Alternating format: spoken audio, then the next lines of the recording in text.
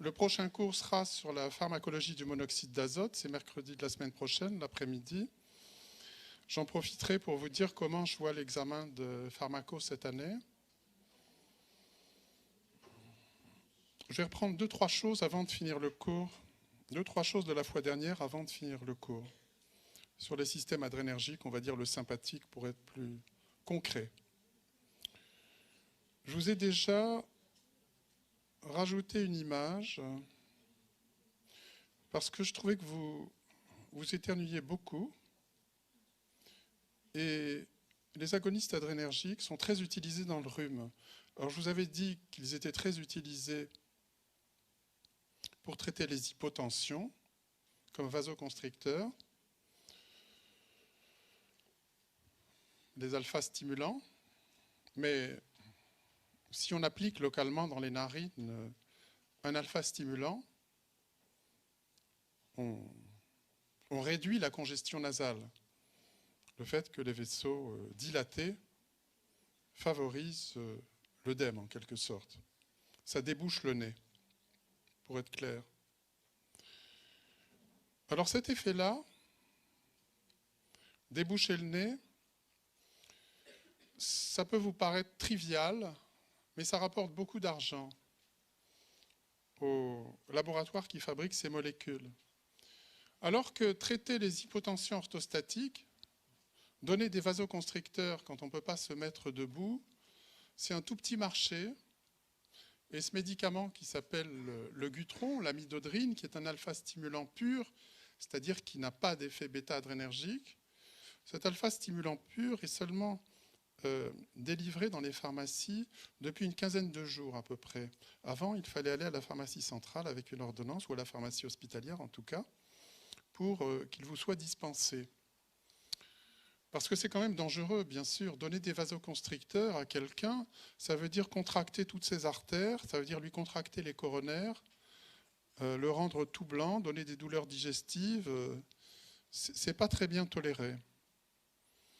Cela dit, ça n'agit pas très longtemps et on peut ajuster les doses et les rythmes de prise. J'ai par exemple une malade qui en prend 15 par jour, toutes les heures, ce qui lui permet de se tenir debout. Mais au prix d'une hypertension couchée, parce que je n'ai pas soigné sa maladie, qui est une neuropathie autonome.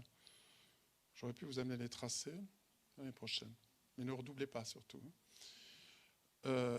Donc on remonte la pression debout, mais on garde la différence couché-debout, parce que le système sympathique ne peut pas s'activer dans ces maladies où les voies végétatives ne fonctionnent pas. Le sympathique comme le vague du reste. Alors c'est des gens qui auront hypertendu couché et avec une tension presque normale debout. Et si je vous dis que c'est la nuit et le jour, c'est pour ça que je vous ai mis cette image, c'est parce que c'est très peu d'indications. L'hypotension orthostatique, c'est très rare, c'est même une maladie orpheline, très peu de patients, mais on rend énormément service, alors que là, les rhumes, c'est vous ou moi, vous me l'aviez prouvé la semaine dernière, ou avant-hier, je ne sais plus. Et donc les décongestionnants nasaux sont très utilisés, très consommés. Alors on trouve par exemple de l'éphédrine, qui est extraite d'une plante chinoise, Ephedra sinica, qui n'agit pas directement sur les récepteurs adrénergiques. L'éphédrine, ça fait sortir la noradrénaline des terminaisons sympathiques. C'est aussi ce qu'on appelle un sympathomimétique indirect. Ça n'agit qu'en faisant sortir la noradrénaline des terminaisons, aussi bien vasculaires que bronchiques. Mais quand on se met dans les narines, ça fait sortir de la noradrénaline, ça contracte les vaisseaux et ça débouche le nez. Et puis il y a toute la famille des composés imidazoliniques, les imidazolines, comme l'anafazoline, l'oxymétazoline, etc., qui possèdent aussi cette action alpha-stimulante. Et oui, alors je vous ferai après une petite parenthèse. Ces produits-là, très utilisés dans le rhume aussi, sont bien sûr très efficaces, mais ont des risques. Déjà, il y a des gens, et j'en ai connu, qui se promenaient toujours avec leur petit spray nasal de pernazène et qui se sont rendus hypertendus. À force de s'en mettre dans les narines, sniff sniff, on finit par en mettre beaucoup dans le sang et ça fait monter la tension. Donc il y a des hypertensions, on pourrait dire iatrogènes si c'est prescrit, dues à l'abus de ces vasoconstricteurs. Même si on se le met dans le nez, si on en met tout le temps, on se rend hypertendu. Mais il y a eu pire que des hypertensions, il y a même eu des accidents vasculaires cérébraux, des AVC comme on dit, des accidents psychiatriques également, des accidents cardiaques dus à la vasoconstriction coronarienne. Bref, ça a été considéré au bout d'un certain temps comme des produits dangereux. Se mettre des gouttes dans le nez, on a pensé que c'était dangereux parce que les gens en abusaient et faisaient un peu n'importe quoi avec. Et donc maintenant, vous ne pourrez pas acheter ces médicaments sans ordonnance. Ils sont passés sur la liste 2. Donc il faut une ordonnance pour en acheter. Donc la parenthèse sur les imidazolines, c'est que beaucoup de labos, puisque ça rapporte de l'argent, ont voulu en fabriquer des MeToo, des petits frères, d'autres imidazolines. Et notamment, il y avait un laboratoire Boehringer, pour le nommer, qui avait fabriqué un autre dérivé imidazolinique, auquel on a donné le nom de clonidine, la clonidine. On voulait en faire un vasoconstricteur nasal. Et puis on se disait même, tant qu'on y est, on va le mettre aussi dans les crèmes à raser. Et ça, je trouve ça génial comme idée. Parce que alors là, la crème à raser, c'est une personne sur 2 qui en utilise. Eh bien, si on met ça dans les crèmes à raser, ça va redresser les poils. C'est l'horripilation. Ça sera mieux que les rasoirs à 5 lames. Si le poil est droit, on se rase. Ça marchera très bien, parce qu'on contractera les petits muscles horripilateurs qui redressent les poils. Et à ce moment-là, c'est plus facile de se raser. Mais vous aussi, mesdames, vous pouvez éventuellement, j'oubliais, vous raser, bien sûr, où bon vous semble. Et alors, excusez-moi, bon, il faut que je fasse attention, surtout que c'est enregistré. Donc, le laboratoire Boehringer a fabriqué la clonidine et ça se passait à Vienne. La première qui a utilisé le ST155, la clonidine, c'était l'assistante du docteur Wolf, je ne sais pas trop prononcer l'allemand, et qui avait un rhume justement parce qu'il faisait froid. Et elle s'est pris de la clonidine, elle a pris le tram, le ring, et en fait, elle a tourné pendant des heures parce que ça l'a complètement endormie. Son cœur était lent et du coup, le lendemain, son boss s'est demandé pourquoi ça lui avait fait ça. Et lui-même en a pris et a noté tout ce qu'il ressentait. Il s'est rendu compte qu'il s'endormait, qu'il avait beaucoup de sommeil en tout cas, que son cœur était très lent, une bradycardie très importante. Et il s'est demandé pourquoi un imidazolinique donnait ces signes. En réalité, c'est un imidazolinique très particulier, la clonidine, parce qu'il rentre dans le cerveau. Il est très lipophile. Et en allant agir dans le cerveau, c'est là que l'action imidazolinique intervient et que cela génère de la somnolence, de la sécheresse de bouche, de l'activation vagale qui ralentit le cœur. C'est une action centrale. Et ce produit-là, la clonidine, qui s'appelle dans le commerce aujourd'hui encore, bien sûr, le catapressant, a été pendant longtemps utilisé comme antihypertenseur pour baisser la tension des gens. Donc c'est une imidazolinique particulière parce qu'elle rentre dans le cerveau, elle traverse la barrière hémato-encéphalique parce qu'elle est très lipophile. Et donc c'est un antihypertenseur, on ne l'utilise pas du tout, évidemment, dans le rhume. Mais c'est une petite parenthèse sur cette particularité pharmacocinétique de cette clonidine qui rentre dans le cerveau et qui, à ce moment-là, agit sur un récepteur central. Et là, autre point intéressant, c'est des équipes françaises, Henri Schmidt, Pascal Bousquet et d'autres, et un peu nous, qui ont montré que la clonidine agissait certes sur des récepteurs alpha-adrénergiques, mais aussi sur des récepteurs qui sont propres aux imidazolines et qu'on appelle les récepteurs imidazoliniques. Donc ce n'est pas ça agit sur les alphas, mais ça agit aussi sur une autre classe de récepteurs qui n'existe que pour les imidazoliniques. Donc ça, c'est très particulier. C'était une petite parenthèse. On va revenir au cours.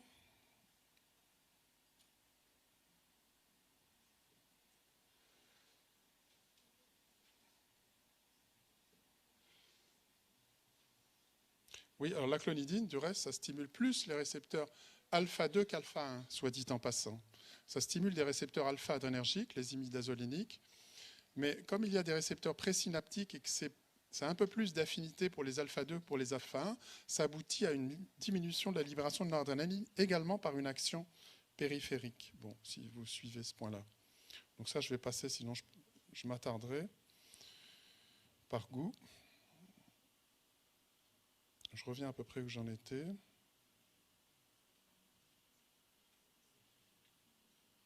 Ce qui vous permet de faire une révision.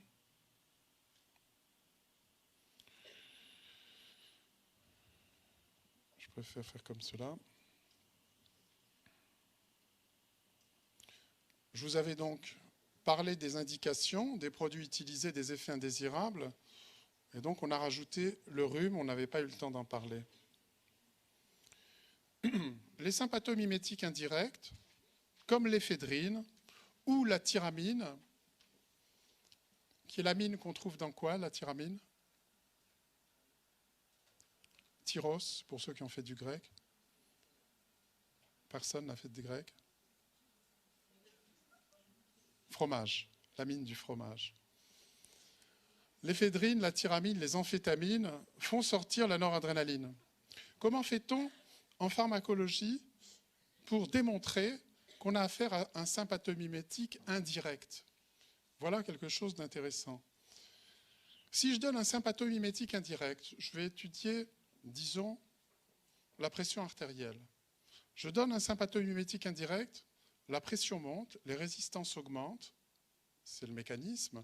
Autrement dit, les artères sont contractées. Si je donne un sympathomimétique direct qui stimule les récepteurs alpha, c'est-à-dire qui va agir directement sur les récepteurs alpha adrénergiques, je le donne, la pression monte, les artères sont contractées. C'est le même mécanisme qui aboutit à la vasoconstriction, la stimulation des récepteurs alpha-adrénergiques. Mais dans un cas, c'est une stimulation directe par l'amine, par exemple la noradrénaline, ou la phényléphrine, ou la méthoxamine, ou tout ce que vous voulez. Alors qu'avec l'éphédrine, il faut qu'il y ait de la noradrénaline dans les terminaisons.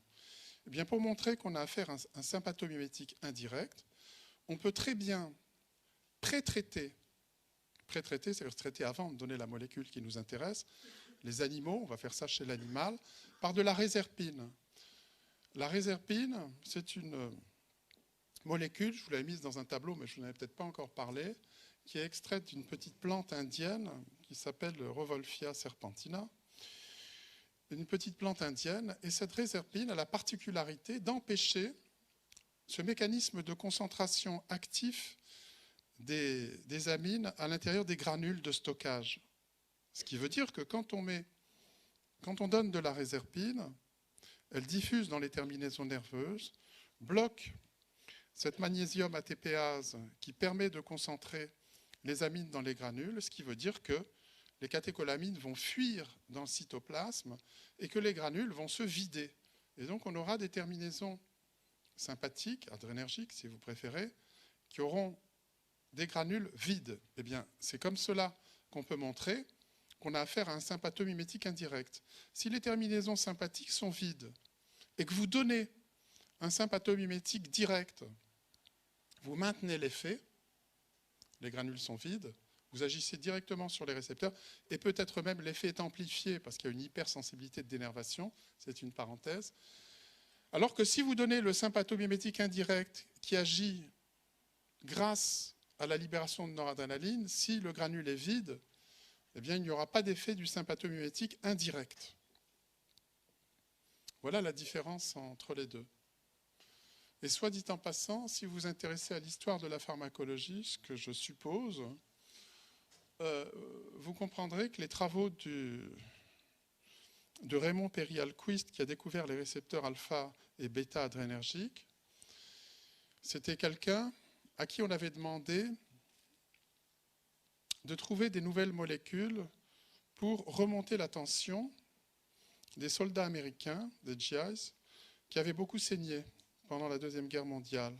Quand il y avait des hémorragies, des accidents, on donnait de l'éphédrine pour remonter la tension. Si vous avez une hémorragie, que votre tension baisse, soit vous donnez du sang, quand vous n'en avez pas, vous contractez les artères. Eh bien, l'éphédrine, Ephedra sinica, on avait essayé d'en faire pousser aux États-Unis. Ça pousse très bien en Chine, mais ça n'a pas bien poussé dans le premier État où on a essayé d'en faire pousser, le Dakota du Sud. Ce n'est pas très important, je reconnais. Et Raymond Alquist, on va l'appeler Raymond, a testé différents stimulants adrénergiques, l'isoprénaline, l'adrénaline, la noradrénaline et bien d'autres qui étaient à sa disposition pour essayer de trouver finalement la molécule qui allait être la plus vasoconstrictrice. Et c'est là qu'en comparant les effets graduels de chacune des molécules dont il disposait, il en avait 6, mais il s'est rendu compte que, suivant les préparations pharmacologiques qu'il testait, par exemple l'accélération cardiaque induite par les stimulants adrénergiques, ou la vasodilatation qu'on constate au niveau de l'artère fémorale, stimulation bêta-adrénergique, je vous le rappelle, ou la vasoconstriction de l'artère mésentérique, stimulation alpha-adrénergique, je vous le rappelle aussi, ou la contraction, par exemple, de la membrane nictitante, la membrane qui passe devant l'œil chez les chats, par exemple. Eh bien, il y avait un ordre de puissance de ces molécules. L'ordre de puissance était, par exemple, que l'isoprénaline était très active, la plus active pour accélérer le cœur, et pour contracter l'artère mésentérique, c'était plutôt la noradrénaline. Et on avait toujours le même ordre de puissance. Donc il s'est dit, si on a toujours le même ordre de puissance, c'est-à-dire que les molécules avaient une efficacité décroissante, et c'était toujours le même ordre de ces 6 molécules dont ils se disposaient, mais qui se classaient en deux ordres distincts. Et bien, il a appelé le premier groupe, le premier ordre alpha. Il s'est dit, c'est parce qu'il y a des récepteurs alpha-adrénergiques. Et il s'est dit, le deuxième groupe, on va l'appeler bêta-adrénergique. Cette idée-là, qui était révolutionnaire à l'époque, puisqu'on parlait plutôt de composés qui activaient ou qui inhibaient des récepteurs, a eu beaucoup de mal à passer dans les journaux de pharmacologie. Et du reste, ça a été rejeté dans le fameux Journal of Pharmacology and Experimental Therapeutics, qui est le journal américain de pharmacologie. Il l'a publié dans un journal de physiologie américain, ce qui montrait l'ouverture d'esprit des physiologistes à la pharmacologie. Et c'est un article qui, lorsqu'il est sorti, n'était pas très...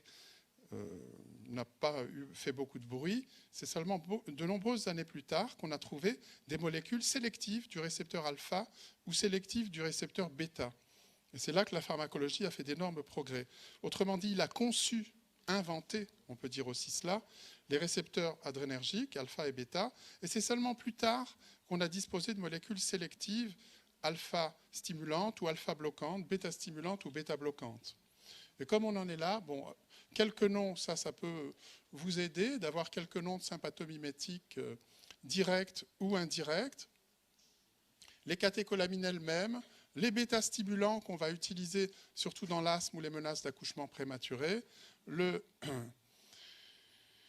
stimulant bêta-1 cardiaque, les stimulants alpha pour les vaisseaux, bon, la clonidine un peu à part, les stimulants dopaminergiques à part et les sympathomimétiques indirects qu'on n'utilise plus beaucoup, si ce n'est dans le rhume ou éventuellement comme anorexigène, du fait des effets de type, on va dire, amphétaminique. Ces produits-là, là aussi, ont des durées de prescription très... On les utilise beaucoup moins qu'avant. Venons-en maintenant aux composés qui bloquent les récepteurs adrénergiques, qu'on appelle aussi des adrénolytiques. Alors, on va commencer par les alpha-bloquants.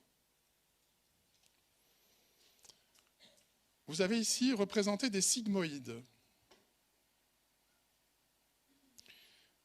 Et cette sigmoïde-là, la première, c'est ce qu'on obtient lorsqu'on administre, lorsqu'on applique plus exactement, des concentrations croissantes de l'agoniste alpha-adrénergique, la phényléphrine, et qu'on mesure un effet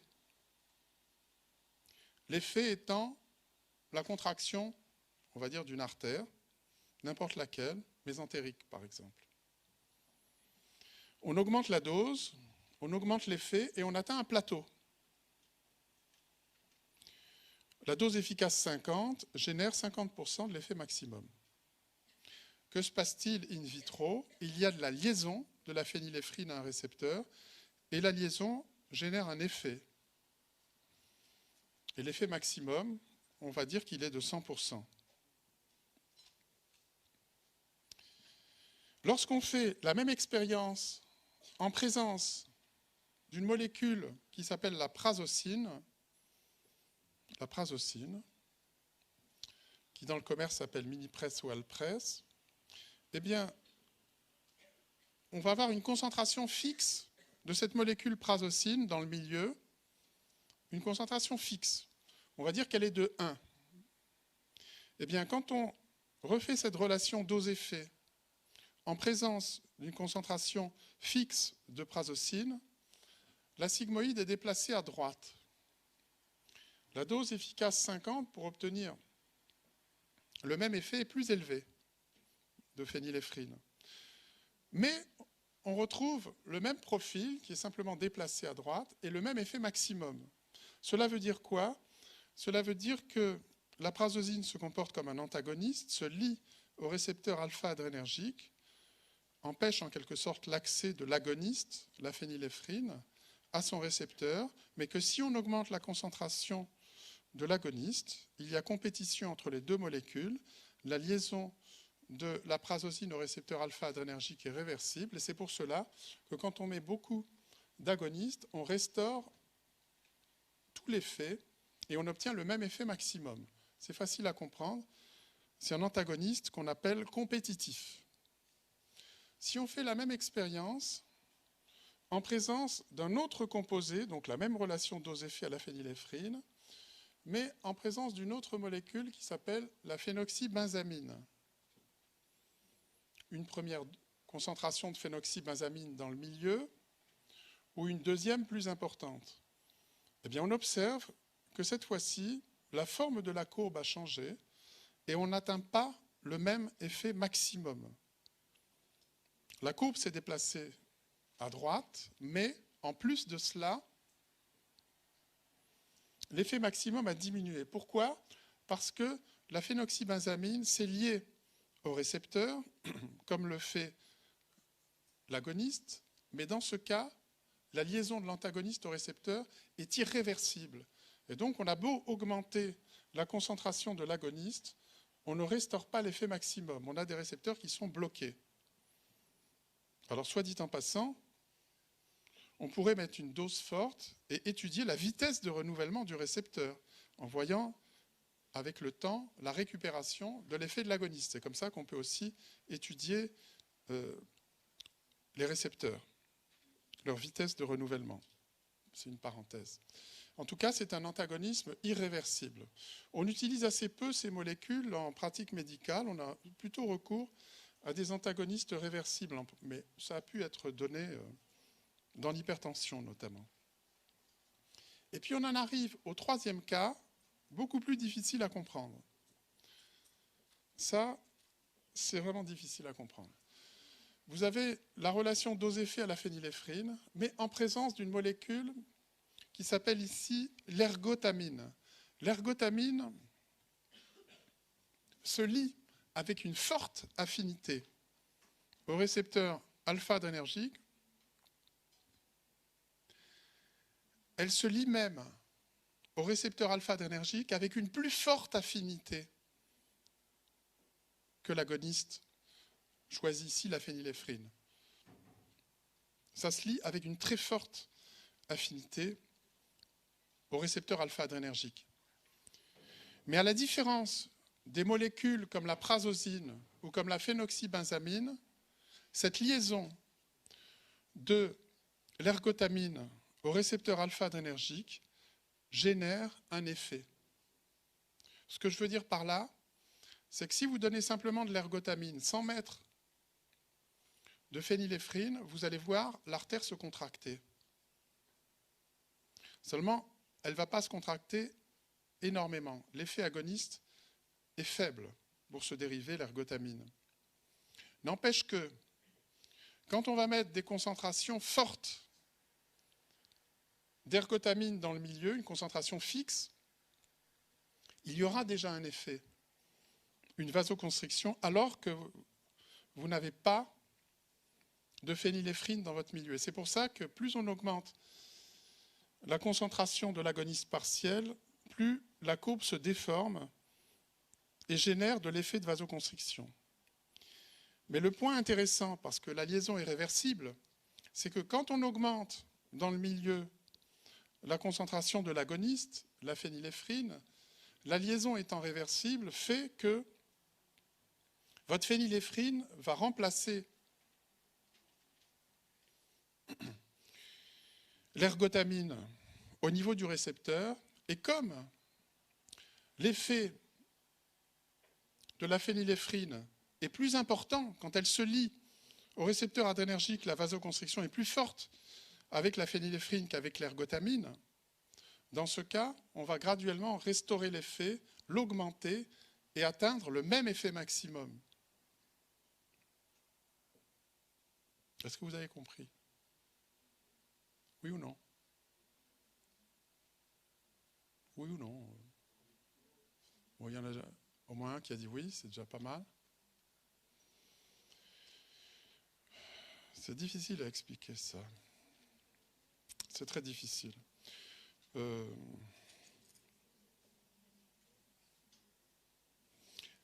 vais essayer de vous le dire autrement. L'effet agoniste partiel d'une molécule, ça veut dire qu'elle se lie au récepteur, mais que ce n'est pas un antagoniste plein. Ce n'est pas un effet de blocage total, si vous préférez. En se fixant au récepteur, ça génère un peu d'effet. Quand vous liez une molécule à un récepteur, vous pouvez avoir un effet important, une transduction, si vous préférez, qui génère un effet important. Vous pouvez ne pas avoir d'effet du tout. Quand il n'y a pas d'effet, en liant un composé à un récepteur, on parle d'antagoniste. Mais il y a des molécules qui se lient au récepteur et qui génèrent un petit peu d'effet. Et ça, c'est ce qu'on appelle des agonistes partiels. Je ne vous en dirai pas plus parce que je ne veux pas vous... Je vous laisse méditer, on va dire. C'est difficile à expliquer alors. Dans le domaine des alpha-bloquants, je vous ai parlé de la prazosine, qui est un très bon alpha-bloquant. Mais avant d'avoir la prazosine, on disposait de la phentolamine, qui s'appelait la régitine. Cette molécule n'a jamais bien marché. Ça marchait bien en aigu, je vais dire, pour quelques heures. Quand on a un phéochromocytome, un sujet qui a une suspicion de phéochromocytome, et qu'on doit lui faire des examens radiologiques, donc cette tumeur médulo-surrénalienne, qui peut libérer des catécholamines en quantité et donner des crises hypertensives, eh bien, il est de bon ton de donner un alpha-bloquant avant pour éviter les poussées d'hypertension. La phentolamine va très bien marcher. Seulement, si ça marche en aigu, en quelque sorte, dans les traitements chroniques sur de longues durées, la phentolamine ne marche pas bien. Pourquoi? Parce qu'elle bloque à la fois les récepteurs post-synaptiques et les récepteurs présynaptiques. Maintenant, vous êtes un peu plus familier de ce genre de dessin. Quand la noradrénaline sort, elle va activer des récepteurs post-synaptiques et générer de la vasoconstriction. Mais en même temps qu'elle sort des terminaisons, elle peut freiner sa propre libération par ce rétrocontrôle négatif, ce feedback, comme vous aimez dire, négatif. La noradrénaline va agir sur ce récepteur présynaptique, qu'on appelle aussi autorécepteur, qui est de nature alpha-2 adrénergique. Ce n'est pas le même sous-type que celui qui génère la vasoconstriction très puissante dont je vous parle depuis un moment. Donc ça freine, la noradrénaline freine sa propre libération. Si vous agissez en post-synaptique, mais également en présynaptique, bien sûr que vous allez bloquer les récepteurs post-synaptiques, mais vous allez aussi augmenter graduellement la libération de noradrénaline parce qu'il n'y a plus de frein à sa libération. Et donc, quand il y a de l'activation sympathique, la noradrénaline sort en quantité sans se freiner, sans freiner sa propre libération. Autrement dit, la noradrénaline va être en quantité dans les synapses, et comme la liaison de la phéntolamine au récepteur alpha-adrénergique est réversible, eh bien, les effets de la noradrénaline seront restaurés, et donc on perdra l'effet alpha-bloquant. Je vous ai un peu fait la même explication à propos des bloqueurs muscaréniques et de l'asthme, je pense que vous en souvenez, des atropiniques, des bloqueurs non sélectifs. C'était exactement la même explication, mais dans le domaine cholinergique. Comme je vous le dis une deuxième fois, ça peut vous aider à comprendre ce que je vous disais la première, si vous n'aviez pas déjà compris, ce qui est possible. Quelques exemples d'effets de blocage. Pourquoi je vous montre ça? Oui. Pourquoi je vous montre ça? Oui, voilà, j'y suis. Alors, c'est des travaux qu'on a fait sur les effets du bruit. Si je claque une porte, si un téléphone sonne, s'il y a un cri, si une voiture klaxonne, vous pouvez sursauter. Et ça m'intéresse beaucoup. Eh bien, dans ce cas-là, vous allez monter votre tension et votre cœur va s'accélérer. Pas très longtemps, mais c'est un phénomène intéressant à étudier. En plus, il y a un sursaut. C'est même la première chose qu'on constate. S'il y a un coup de klaxon, vous êtes en train de traverser, avant même d'avoir réfléchi, vous vous trouvez comme par miracle sur le trottoir et vous avez sauvé votre peau. Par ce réflexe, par cette réaction d'alerte, la startle response, la réaction d'alerte qui fait qu'il y a une contraction généralisée qui vous fait sursauter et qui peut rendre service à l'homme comme aux insectes. Par exemple, les scarabées, vous voyez, quand l'escarabée n'est pas sourd, hein, je vous le dis en passant, et il entend les ultrasons de la chauve-souris. Alors la chauve-souris fait de l'écholocation, vous savez, elle se repère avec des ultrasons, elle envoie des petits bips comme ça, dans des fréquences très aiguës.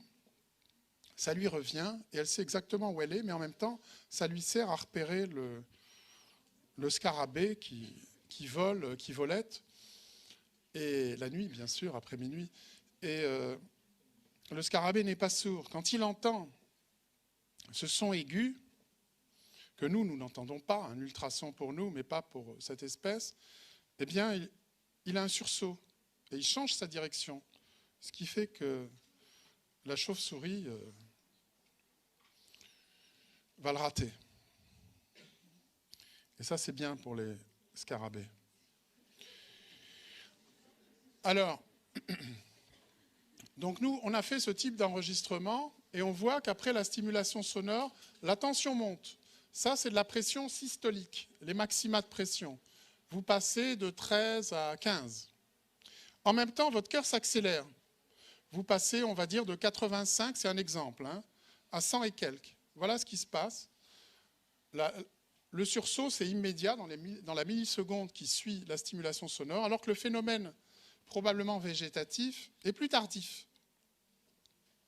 Mais il est intéressant de se demander si la tension monte parce que le cœur s'accélère. Eh bien, la réponse est curieusement non.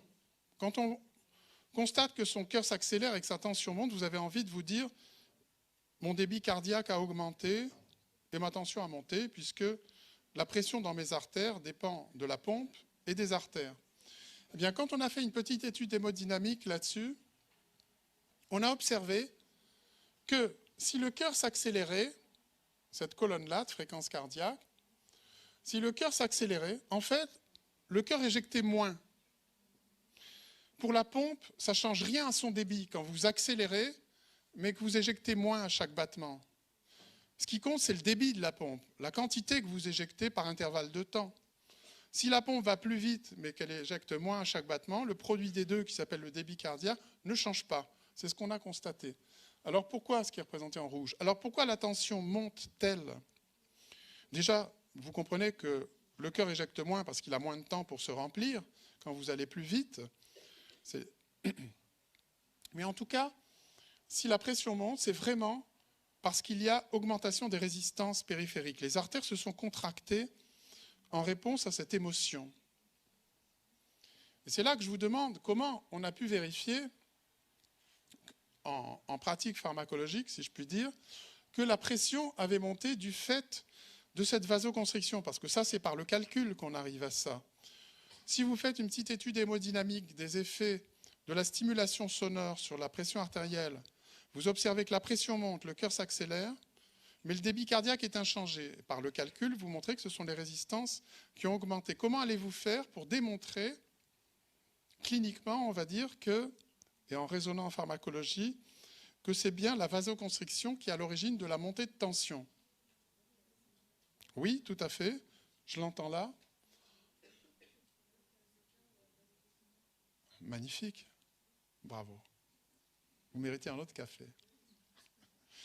D'accord. Bravo, elle est vraiment très bien. Eh bien, comme l'a dit votre collègue, les couleurs sont... C'était pas ce que j'avais, tant pis. Ça m'a bouffé des trucs, là. C'est curieux, cette image. Attendez, je vais essayer. C'est curieux, ça. C'est pas comme ça, normalement. Je vais la laisser comme ça, transitoirement. On a pris des sujets hyper tendus de ma consultation, bien sûr, c'est ce qu'on appelle la subordination, ils ne peuvent pas dire non. Non, ils sont gentils. Et on leur fait une stimulation sonore. On observe que la tension monte à peu près d'une vingtaine de millimètres de mercure, pour la systolique comme la diastolique, et le cœur s'accélère d'une dizaine de battements à la suite de la stimulation sonore. Et puis, on prend des hypertendus, traités par des bêta-bloquants, ce qui freine l'accélération cardiaque, et puis des hypertendus qui sont traités avec l'alpha-bloquant dont je vous parlais tout à l'heure, la prazosine. Et on leur fait une nouvelle stimulation sonore. Que constate-t-on? Eh bien, que les montées de tension sont moindres, nettement diminuées avec la stimulation sonore. C'est un son aigu d'environ 110 décibels pour un dixième de seconde. La tension monte moins quand les sujets ont un alpha bloquant, ce qui veut bien dire qu'il y avait une vasoconstriction à l'origine de la montée de tension.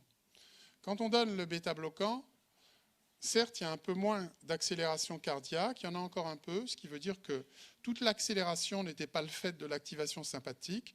Il pouvait aussi très bien y avoir de l'inhibition vagale. On lève le pied du frein, ça accélère le cœur, vous l'avez compris. Mais c'est avec seulement l'alpha bloquant qu'on prévient la montée de tension résultant d'une stimulation sonore. Ah ben là, ça revient, c'est mystérieux.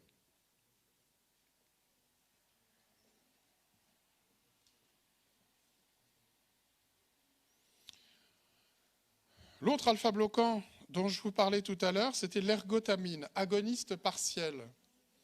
L'ergotamine, l'ergot de seigle, vous savez ce que c'est que l'ergot chez les poules, hein, c'est un petit truc qui sort. Eh bien, c'est un peu ça. Ça pousse sur le seigle ou le blé, surtout le seigle. C'est un champignon, Claviceps purpurea. Ça fait un petit ergot. Et si ça part avec les grains, au lieu de rester sur la tige, ça se défait assez facilement, eh bien, le minotier va faire une farine contaminée par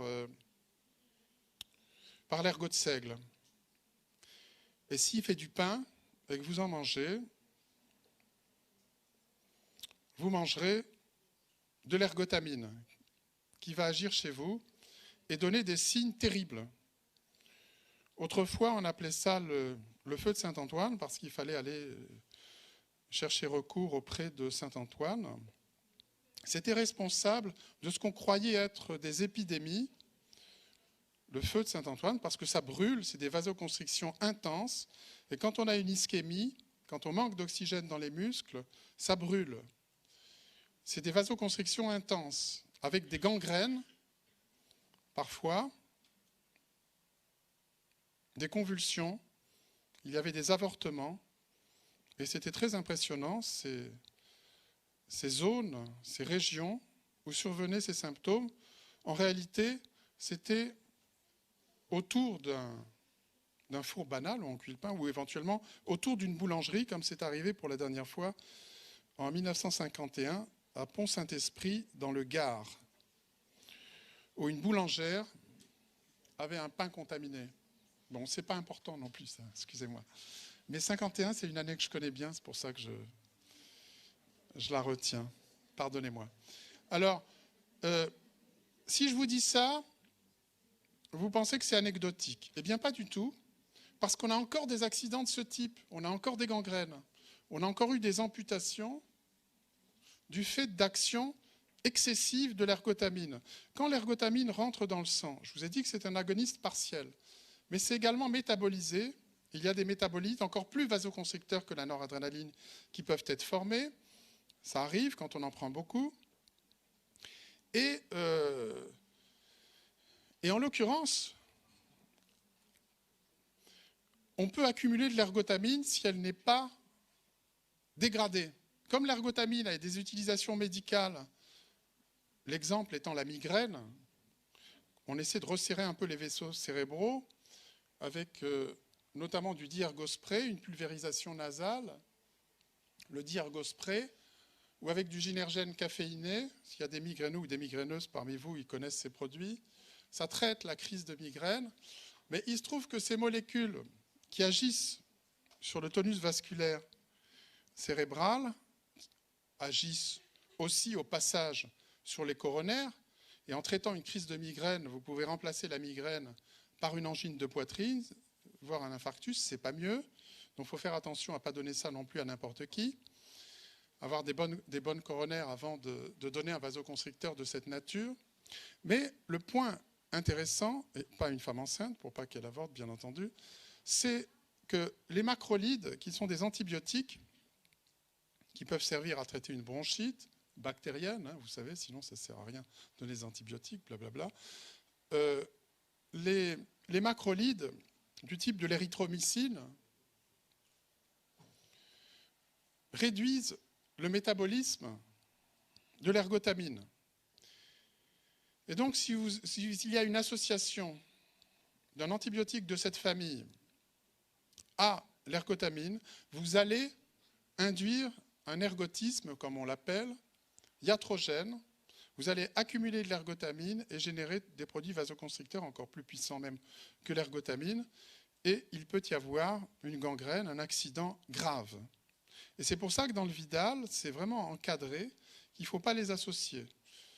Mais on peut très bien aller voir un médecin puis un autre, c'est ça le risque. Si vous allez chez le même pharmacien, lui, le pharmacien, il peut avoir un logiciel qui détecte ces interactions, mais ça, c'est le type même de l'interaction à éviter, ultra dangereuse.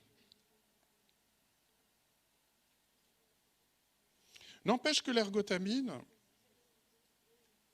c'est bien intéressant parce que ça a permis de comprendre un peu mieux les récepteurs adrénergiques, les récepteurs dopaminergiques, les récepteurs sérotoninergiques. Je m'explique. L'ergotamine, c'est un produit, vous l'avez compris, qui est un agoniste partiel. Ça a un peu d'effet, mais pas trop. Ça se lie au récepteur alpha. Ça peut donner des nausées. Ça peut aussi améliorer le Parkinson. Ça stimule aussi les récepteurs dans le cerveau de la dopamine. Et puis, on a trouvé aussi que ça stimulait d'autres récepteurs, qui sont les récepteurs de la sérotonine. Ça vous dit quelque chose, sérotonine? Oui ou non? Ça se trouve dans quoi, la sérotonine? Pardon? Est-ce qu'il y en a dans le plasma? Est-ce qu'il y a de la sérotonine dans le plasma? Non. Vous avez raison. Alors, ça vient d'où? Ça se trouve où? Pardon?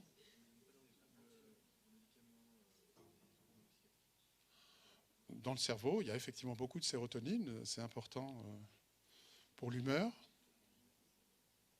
Donc effectivement, dans la dépression, il y a quelque chose à voir avec la sérotonine. Donc il y a des voies sérotoninergiques cérébrales. Ça intervient dans le contrôle de la nociception, dans l'appétit, dans le comportement sexuel, dans plein de choses. Mais en périphérie, ça se trouve où? Essayez de réfléchir au nom sérotonine.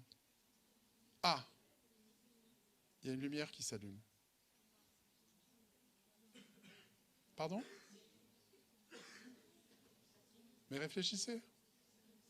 Bon, alors je fais une image. J'ai un sang que je centrifuge à petite vitesse. Je récupère un surnageant qu'on appelle le... Non, pas le sérum, juste. Le plasma. Et je dose, il n'y en a pas. Je laisse par contre le sang traîner 2-3 heures. Je centrifuge. Et là, ça s'appelle le sérum. Quelle est la différence entre les deux?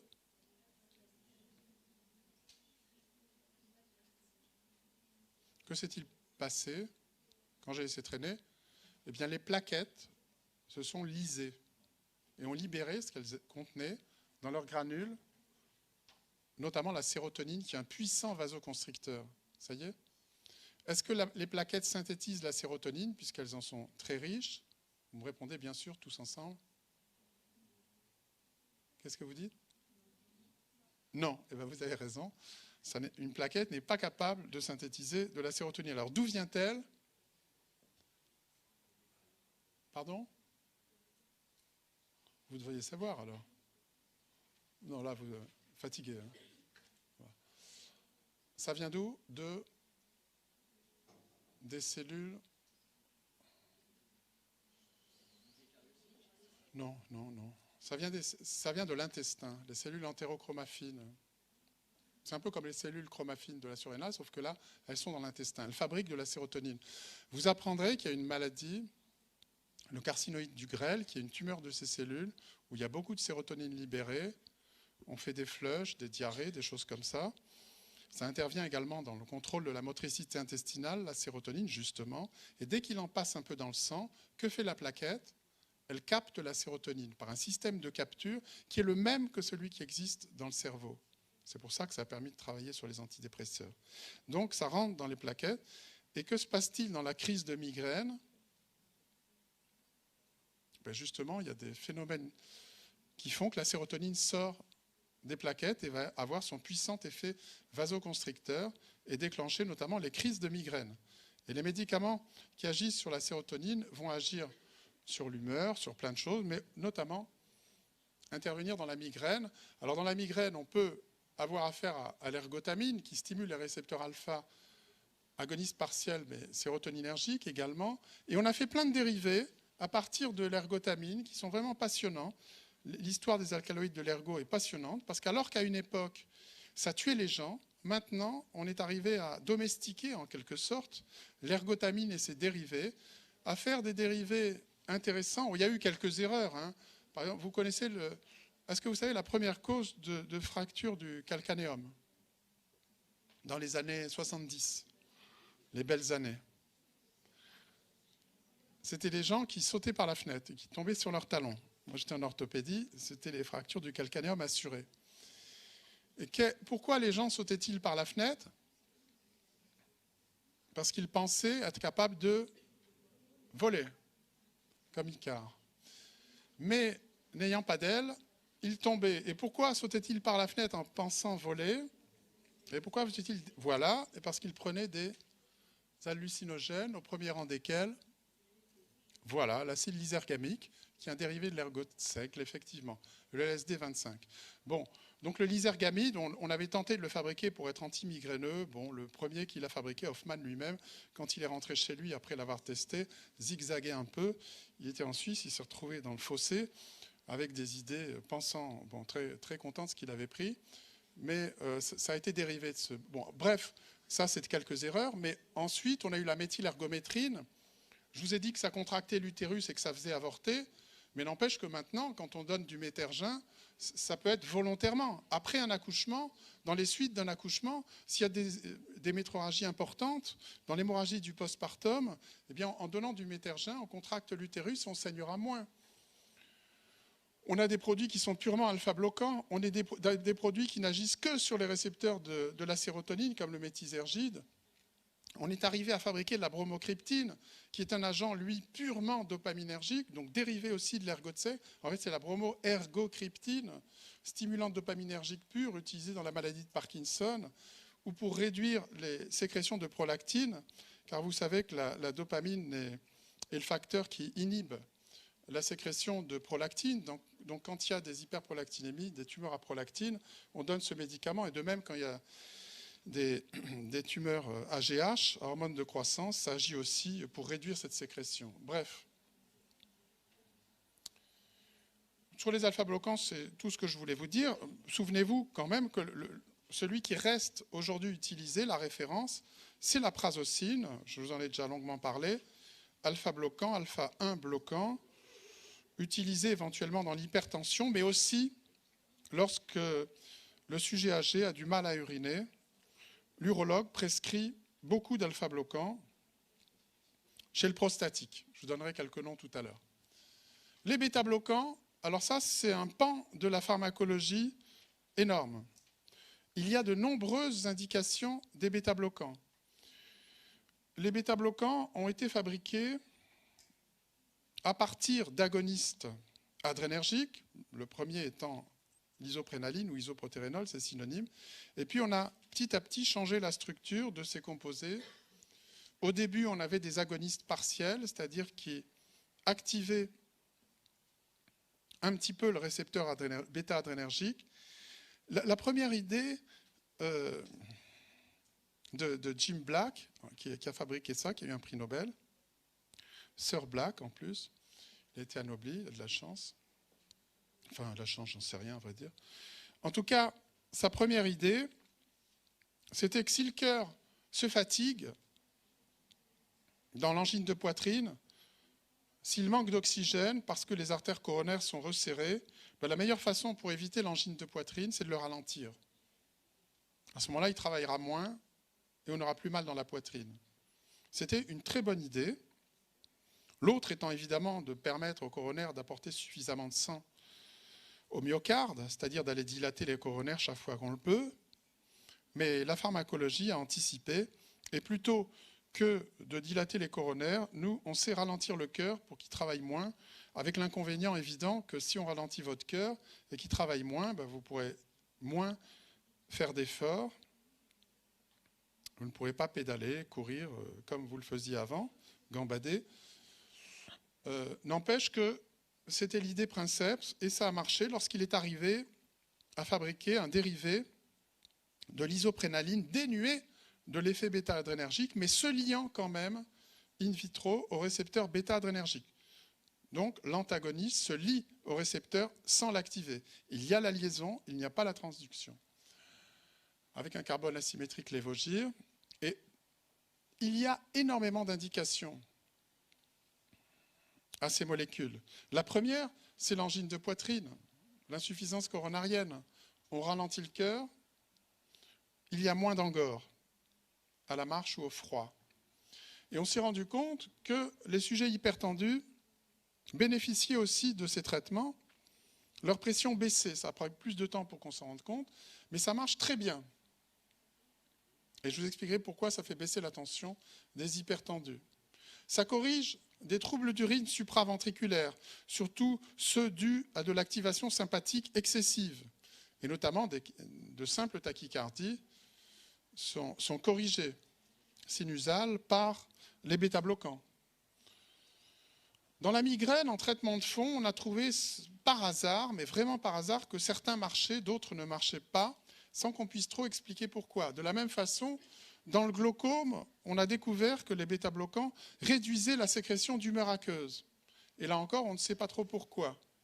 Dans certaines cardiomyopathies, quand on réduit la contraction, ça évite la fermeture de l'extrémité du ventricule gauche. Quand il y a une cardiomyopathie hypertrophique, c'est efficace. Dans les thyréotoxicoses, je vous l'ai mis, c'est vrai que le cœur est rapide, c'est même un signe constant dans les hyperthyroïdies. Et il y a des cœurs rapides avec éventuellement des troubles du rythme. Et on va traiter ces formes cardiaques de l'hyperthyroïdie avec les bêta-bloquants. Ensuite, bien sûr, on traitera la cause, l'hyperthyroïdie, mais en tout cas, ça marche. Je vous montrerai un exemple de la correction des manifestations physiques de l'anxiété, on s'est rendu compte que ça prévenait les récidives d'hémorragie chez les cirrhotiques qui ont des varices ésophagiennes. Et puis, si je vous en parle en dernier, c'est vraiment parce que c'est tout récent. C'est l'utilisation de certains bêta-bloquants, en commençant avec des toutes petites doses dans l'insuffisance cardiaque. Alors ça, c'était une hérésie, mais vraiment un crime, l'idée même de donner un bêta-bloquant à un insuffisant cardiaque bien équilibré. Pourquoi ? Parce que quand vous êtes insuffisant cardiaque, que votre muscle cardiaque est malade, la première chose que vous faites pour restaurer un peu d'éjection cardiaque, c'est que vous allez activer votre sympathique. Quand vous libérez plus de catécholamine, votre cœur s'accélère, la force de contraction augmente.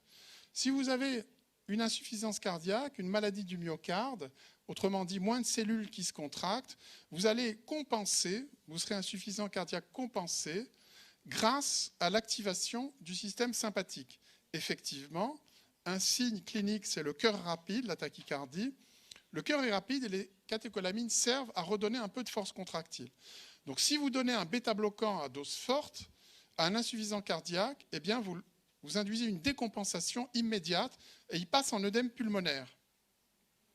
Donc ce n'est pas ça l'utilisation des bêta-bloquants dans l'insuffisance cardiaque. L'idée de l'utilisation des bêta-bloquants dans l'insuffisance cardiaque, c'est de se dire que s'il y a beaucoup de catécholamines sécrétées dans l'insuffisance cardiaque, il y en a peut-être trop. Et en effet, quand il y en a trop, ça a en plus de l'effet bénéfique qui est l'accélération cardiaque et la contraction plus forte, un effet toxique. Et en donnant des bêta-bloquants et en les commençant en milieu cardiologique à toute petite dose et en les donnant à dose croissante, on a pu montrer que dans ce cas-là, avec cette utilisation très particulière, on arrivait à améliorer le pronostic des insuffisants cardiaques, ils meurent moins, et également à améliorer les performances myocardiques. Donc il ne faut pas vous mettre dans l'idée que quand on a une insuffisance cardiaque, on traite ça avec une grosse dose de bêta-bloquant. Sûrement pas. Ce n'est pas comme on le ferait pour un trouble du rythme ou une maladie coronarienne. Ce n'est pas exactement les mêmes bêta-bloquants et surtout, ce n'est pas les mêmes doses. On commence à toute petite dose dans l'insuffisance cardiaque et c'est seulement depuis quelques années qu'on le fait. Et il a fallu beaucoup de persistance pour montrer que c'était utile. Alors, n'apprenez pas ce tableau, bien sûr, mais c'est pour vous dire qu'on dispose de beaucoup de bêta-bloquants. Et là, vous avez des mots que je dois vous expliquer. C'est ça qu'il faut comprendre. Quand on dit cardiosélectivité pour un bêta-bloquant, ça veut dire que le bêta-bloquant ne se fixe qu'au récepteur bêta-adrénergique cardiaque. Et le récepteur bêta-adrénergique cardiaque, vous vous en souvenez peut-être déjà, c'est possible et ça serait bien, c'est le récepteur bêta-1 adrénergique. Mais dans ce domaine-là, je vous l'avais un peu dit déjà, quand on parle de cardiosélectivité, ça veut dire que le bêta-bloquant donné à dose, on va dire normale, agit préférentiellement sur le récepteur bêta-1 adrénergique. Mais si on augmente la quantité prise, il va aussi bloquer les récepteurs bêta-2 adrénergiques. Où se trouvent les récepteurs bêta-2 adrénergiques? Ils se trouvent au niveau notamment des bronches. Exactement. Donc si on vous bloque les récepteurs bêta-adrénergiques des bronches, on n'a pas la bronchodilatation normale et on peut déclencher des crises d'asthme. Eh bien, on préférera des composés cardiosélectifs chez les asthmatiques, par exemple. L'activité sympathomimétique intrinsèque, à quoi cela correspond-il? Eh bien, ça veut dire que la molécule bloque le récepteur bêta-adrénergique, mais l'active un peu. C'est la notion d'agoniste partiel. Activité sympathomimétique intrinsèque, ça veut dire qu'il mime un peu les effets bêta-adrénergiques. C'est en quelque sorte de mauvais bêta-bloquants. Si je vous donne du pindolol, par exemple, enfin on ne va pas dire de nom, si je prends une molécule qui a cette activité sympathomimétique intrinsèque, au lieu de ralentir votre cœur, disons de 80 à 50, on va être puissant, eh bien je vous le ralentirai de 80 à 70 seulement. Que veut dire l'effet anesthésique de membrane, stabilisant de membrane? C'est un effet qui rappelle l'effet des anesthésiques locaux, qui est le blocage d'un canal sodique. Ça, c'est très méchant. Cet effet-là peut tuer les gens, et j'ai malheureusement été témoin d'un accident de cette nature. Quand on donne de fortes doses, qui est un très mauvais souvenir, de propranolol, avec de fortes doses de propranolol, on n'a pas que l'effet bêta-bloquant, on a cet effet-là, anesthésique de membrane, qui est une toxicité de la molécule, dû au fait qu'elle va faire autre chose que bloquer des récepteurs bêta-adrénergiques. Et cette autre chose, c'est notamment de bloquer un canal sodique qui fera qu'il apparaîtra une insuffisance cardiaque non liée au blocage bêta. Et ça, c'est un phénomène très grave. Et ça peut tuer les gens. Et c'est pour ça que, depuis, je ne prescris plus jamais de produits bêta-bloquants possédant cette action anesthésique de membrane, parce qu'on a des gens qui, parfois, peuvent avaler 10 comprimés d'un coup dans un but suicidaire. Et je me suis réjoui récemment, justement, parce que quelqu'un l'avait fait. Et il m'a raconté que, la bouche en cœur, c'est le cas de le dire, qu'il était allé à l'hôpital, que ça n'avait pas marché, qu'on l'avait gardé plusieurs jours, qu'il avait le cœur très lent. Et j'étais vraiment très mécontent. Je me rendais compte ce que vous me faites. Supposez que ça avait marché, je me serais senti coupable, en quelque sorte. Donc, si vous utilisez ces molécules, à la limite, c'est toujours la notion du produit qui bloque les récepteurs. Si vous prenez beaucoup de bêta-bloquants, les autres, eh bien, la seule chose que ça fera, c'est que ça bloquera toujours à 100% votre récepteur bêta-adrénergique, mais plus longtemps. Donc, ce n'est pas grave, il n'y a pas de danger. Le cœur sera lent pendant longtemps, mais ce n'est pas un risque, bien sûr. Ça, c'est beaucoup plus dangereux. Et ici, élimination hépatique, rénale ou mixte, ça veut dire que quand vous avez une insuffisance rénale, vous ne donnerez pas un bêta-bloquant d'élimination rénale. Et dans une insuffisance hépatique, vous choisirez le bêta-bloquant d'élimination rénale, vous comprenez ça. L'effet sur l'anxiété, j'ai pris cet exemple-là, que j'aime bien. Les bêta-bloquants, ça réduit les manifestations de l'anxiété. Ça réduit les tremblements, ça diminue la tachycardie, et les gens sont plus calmes. C'est bizarre parce que ça n'est pas un psychotrope, ça n'agit pas sur le cerveau. Si je vous donne un anxiolytique proprement dit, une benzodiazépine, du Valium, vous serez moins anxieux, plus calme aussi.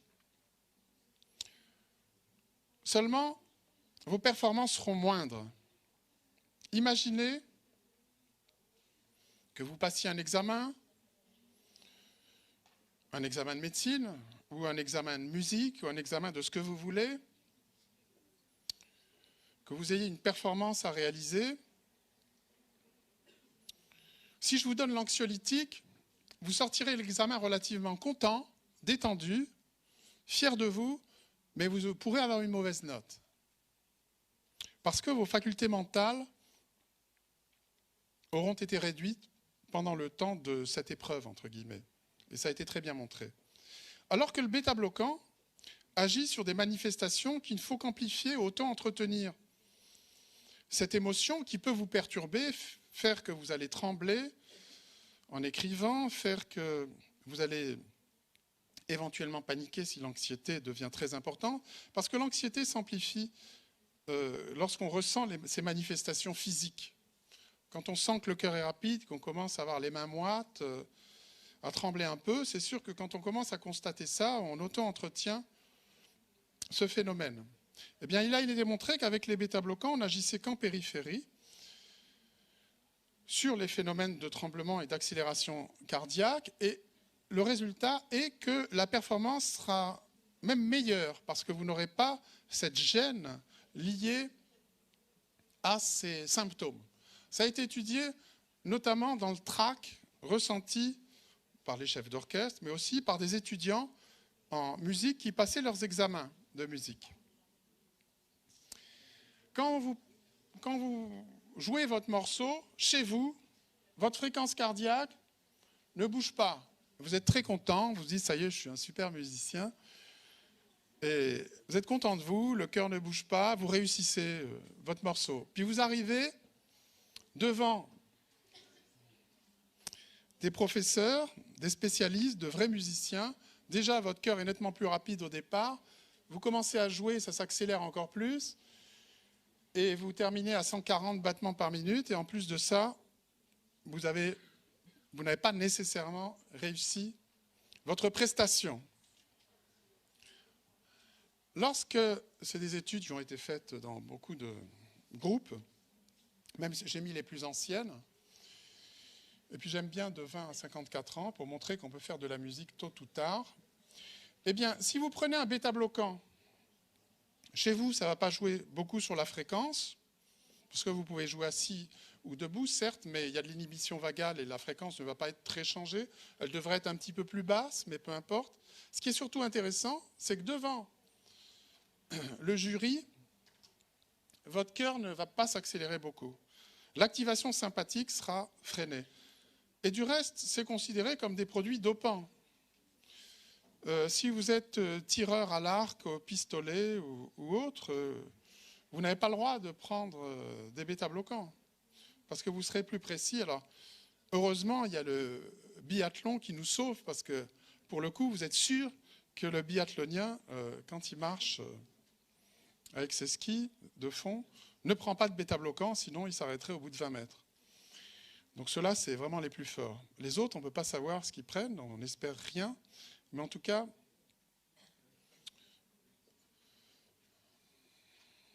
ça peut être pris par d'autres. Et moi, quand je vois des gens en consultation qui me parlent de trac ou d'émotion, ou des musiciens qui me posent la question, je n'hésite pas à prescrire des bêta-bloquants si ça les gêne, d'avoir le cœur qui s'accélère pendant des prestations. J'ai vu l'inverse aussi, j'ai vu des cas d'activation vagale très importante, aussi à l'émotion.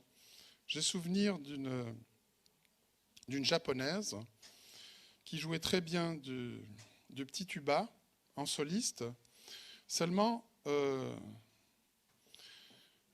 quand il y avait une petite pause, elle reniflait ou elle se tournait pour se moucher, ce qui est quand même, je trouvais que ça gâtait un peu la prestation.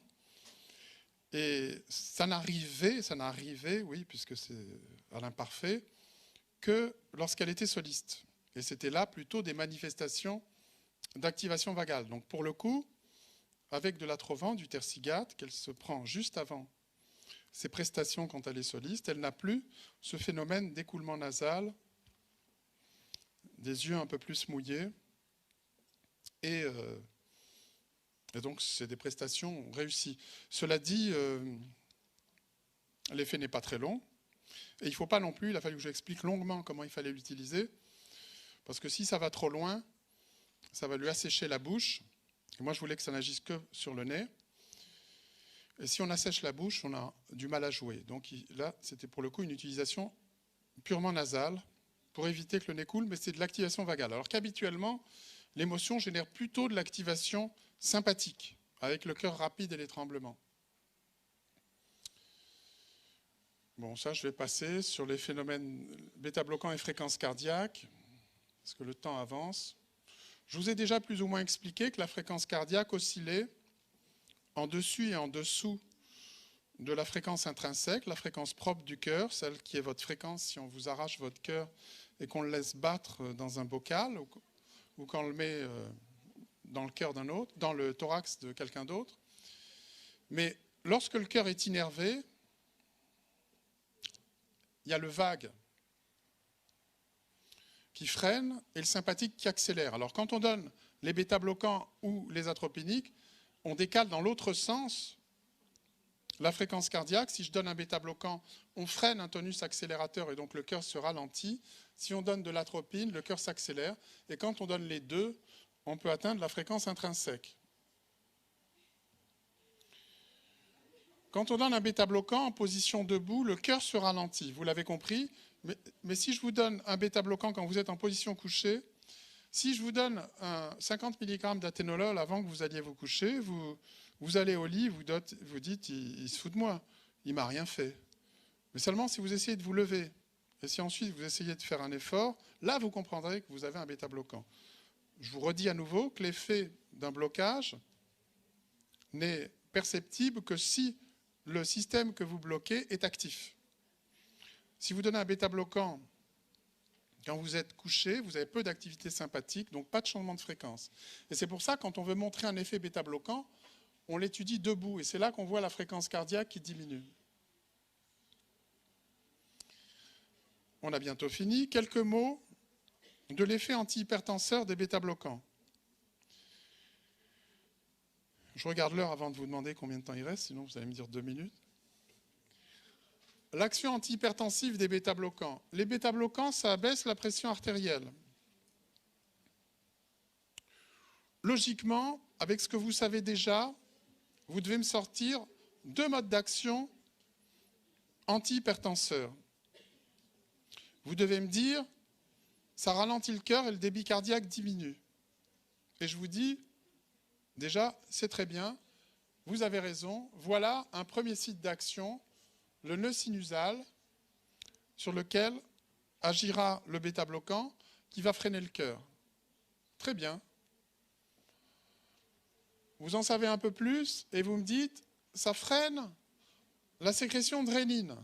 Alors là, je dis, chapeau, vous connaissez bien la rénine, vous me dites oui parce que vous avez eu plein de cours dessus.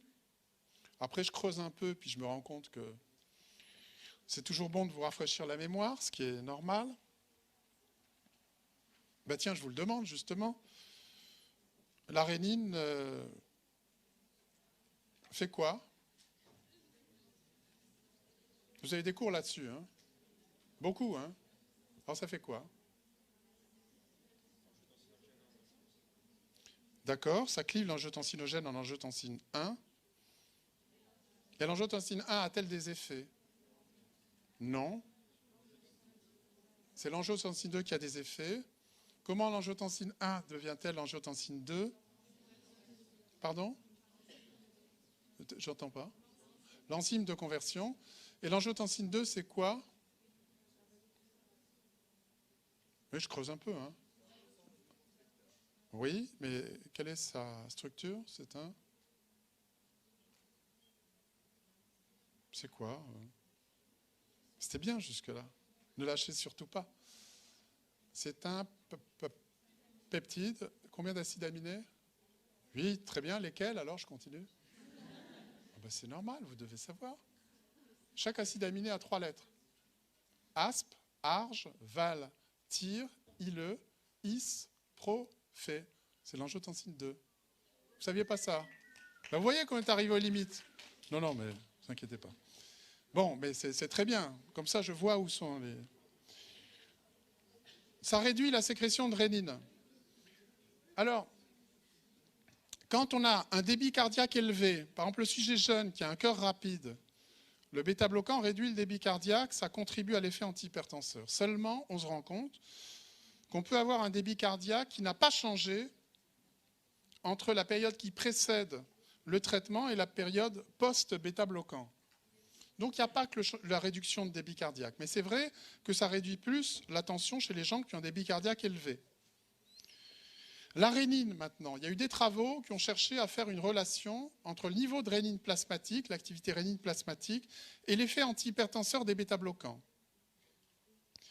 Et il y a un monsieur qui était arrivé à montrer ça très bien, que plus la rénine est élevée, plus le bêta-bloquant est efficace sur la pression artérielle. Mais là encore, le bêta-bloquant marche également lorsque l'activité rénine plasmatique est basse. Donc il y a d'autres phénomènes qui interviennent. Je vous en ai mis quelques-uns ici qui ont été très travaillés.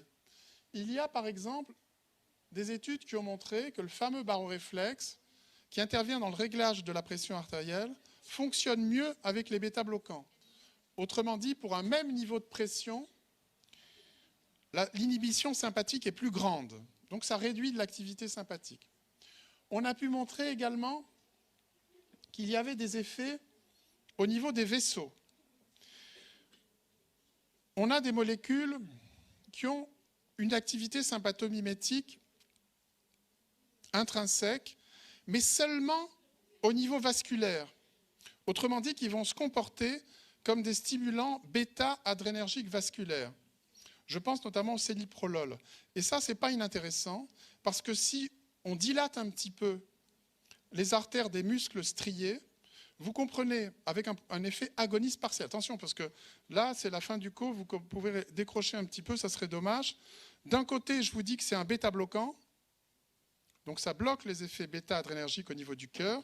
Et là, je suis en train de vous dire que la même molécule peut agir comme stimulant d'un récepteur bêta-adrénergique au niveau artériel. Donc c'est pas du tout, enfin je peux me tromper, mais en l'occurrence, pas dans ce cas-là. Je suis en train de vous dire qu'un produit peut être bêta-bloquant au niveau du cœur et bêta-stimulant au niveau des artères. Ben c'est le cas. On peut avoir la même molécule qui bloque à un endroit et qui active à l'autre. Et en l'occurrence, ce n'est pas exactement les mêmes récepteurs, vous le savez, puisque l'un est bêta-1 et l'autre bêta-2. Donc on peut avoir un produit qui est bloqueur bêta-1 adrénergique, qui bloque le récepteur bêta-adrénergique cardiaque, mais qui active un peu le récepteur bêta-adrénergique vasculaire, et donc qui génère un peu de vasodilatation au niveau des muscles striés. Et cela va amplifier l'effet antihypertenseur. On a aussi un effet sur le volume circulant. Si vous réduisez la sécrétion de rénine et donc la synthèse et la formation d'angiotensine 2, en même temps que vous réduisez l'effet vasoconstricteur dont vous parliez très justement, vous inhibez aussi la production d'aldostérone, puisque l'angiotensine contrôle la sécrétion d'aldostérone au niveau de la glomérulée, de la corticose surrénale. Eh bien, l'aldostérone retient le sel. Si vous réduisez la sécrétion d'aldostérone, vous aurez une fuite d'eau et de sel et donc une volémie, un volume circulant qui diminue. Et cela contribue à l'effet antihypertenseur. Et il y a une action, alors ça, vous le savez, hein, tout ce qui est rénine et appareil juxtaglomérulaire, hein, macula densa, cellules épithélioïdes, artérioles afférentes, efférentes, tout ça pour vous, c'est bien connu. Cette dernière action, pour terminer, qui est l'action présynaptique des bêta-bloquants que j'aime beaucoup, elle contribue à l'effet anti-stress des bêta-bloquants. Les bêta-bloquants, oh ben j'ai même écrit j'aime. Les bêta-bloquants s'opposent aux effets de l'émotion, je vous l'ai un peu dit tout à l'heure, en prenant l'exemple d'un étudiant en passant un examen de musique et qui avait des manifestations qui pourraient requérir un bêta-bloquant. Ça ne veut pas dire évidemment que c'est recommandé, mais ça peut être nécessaire. Quand il y a de l'émotion, on va libérer, au niveau de la médulle surrénale, des catécholamines, noradrénaline et adrénaline. L'adrénaline, qui est un peu, on va dire, l'hormone du stress, agit sur des récepteurs alpha et bêta adrénergiques. Elle n'est pas fabriquée par la terminaison sympathique. La terminaison sympathique est incapable de fabriquer de l'adrénaline. Ça s'arrête à la noradrénaline, elle n'a pas de phényléthanolamine et de méthyltransférase, elle ne sait pas en fabriquer. Mais il a été montré une chose tout à fait passionnante, qui est que l'adrénaline, par le système de capture, de recapture, pour la noradrénaline, qui se trouve dans la terminaison synaptique, peut emprunter ce même système et entrer dans les terminaisons noradrénergiques. Que va-t-il se passer lorsqu'il y a une émotion? L'adrénaline est libérée, il en rentre un peu, et puis en même temps, il peut en sortir parce qu'il en a été stocké. Elle va agir au niveau présynaptique, cette fois-ci non plus sur le récepteur alpha-2 dont on parlait, qui est un récepteur qui freine la libération de noradrénaline, mais sur un récepteur qui est présynaptique, qui est de nature bêta-adrénergique, qui lui joue plutôt un rôle de facilitation. Et donc chaque fois qu'il y a de l'adrénaline qui circule, ça amplifie la libération de noradrénaline par les terminaisons sympathiques. Et en plus de ça, on constate que même quand l'effet de l'émotion a disparu, on continue à avoir de l'activation sympathique, la pression reste encore élevée, et si elle reste encore élevée, c'est à cause de ce phénomène d'amplification qui maintient une libération importante de noradrénaline, alors même qu'il n'y a plus de contraintes psychiques ou physiques. Et cela revient à l'adrénaline. Seule l'adrénaline est capable d'activer ce récepteur bêta-adrénergique présynaptique. La noradrénaline ne fait pas cela. C'est l'adrénaline qui amplifie, si vous voulez, les effets du sympathique. Donc non seulement elle a des effets, elle induit le stress, mais en plus, elle va activer le sympathique et donc ça va amplifier la vasoconstriction, l'accélération cardiaque par cet effet bêta-présynaptique. Et quand on donne un bêta-bloquant, on s'oppose à cette action d'amplification de l'adrénaline sur les manifestations du stress. Ça a été très bien montré par plusieurs groupes, l'effet présynaptique de l'adrénaline. Et c'est probablement ça qui explique que les bêta-bloquants diminuent les effets de l'activité sympathique sur le long terme. S'il y a moins d'activité sympathique sur le long terme, ça peut contribuer à ralentir le cœur, mais en plus, ça joue sur les résistances artérielles. Les résistances des artères diminuent lors d'un traitement bêta-bloquant, ça vous paraît curieux, mais c'est dû à deux choses. Si les vaisseaux se relâchent lors d'un traitement bêta-bloquant, j'ai pratiquement terminé, je vous montre juste ça, si les bêta-bloquants relâchent les artères, c'est dû au fait qu'il y a moins d'angiotensine, qui contracte les artères, comme vous l'aviez dit, et aussi du fait de ces actions sur le tonus sympathique qui est moindre. Là, il y a quelques noms de produits, des alpha-bloquants. Le premier est utilisé dans l'hypertension. Ces deux-là, dans l'adénome de la prostate. Là, on dit qu'au niveau cérébral, la nisergoline, le Sermion, ça fait un peu de bien au niveau de la circulation cérébrale. Chez les personnes très âgées, ça se prescrit pas mal. Ça fait rien, en fait, aux doses utilisées. Là, il y a un bin alpha-2 bloquant. L'ergotamine dans la migraine. Bloqueur dopaminergique, ça c'est les neuroleptiques, c'est pas la peine. En tout cas, c'est pas le sujet. Les bêta-bloquants, je vous en ai mis quelques-uns et je crois que c'est fini. Voilà. Donc, on se revoit mercredi prochain.